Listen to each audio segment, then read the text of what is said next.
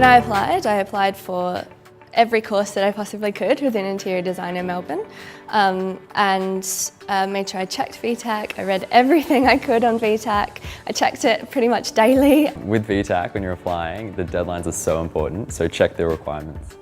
To prepare for my course, my school didn't offer photography as an option, so I knew I had to study outside of school. I looked to a lot of YouTube videos and anything that I could find that would help me boost my skills. So by the time I got to the end of Year 12, I was pretty prepared for what I needed to do at university. For my pre-selection kit, I checked VTAC to make sure that I knew exactly what I needed for my course and interview. I had to answer a few questions for the teachers to get to know me and enter a certain amount of images of my work. It's really critical to understand there are many ways to get to where you want to be. If you don't get into the program you want the first time round, if you apply broadly, you've got choice.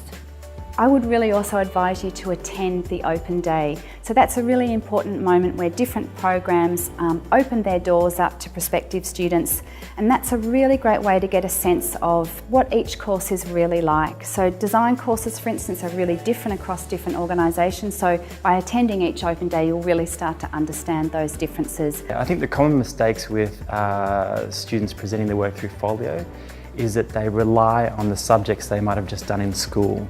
Now those subjects are important, but we also want to see work that's particular to you. So, your own hobbies, your own interests, let them shine through the work, because that's what's really going to set you apart from the others, and that's what really makes you interesting to us, that we see you're already engaged with the design community. When you're putting your folio together, I think it's really good to think about who you are, what you're passionate about, what you're interested in, and then use that to assemble the kind of folio that best represents you. I think the best way to present a folio is to really communicate your own work. And that doesn't mean an expensive folder or any of those kind of formats. Just present your own work in a really good way. Keep it simple, to the point. We want to see your work. We want to see what you're interested in. We want to see your creative ability.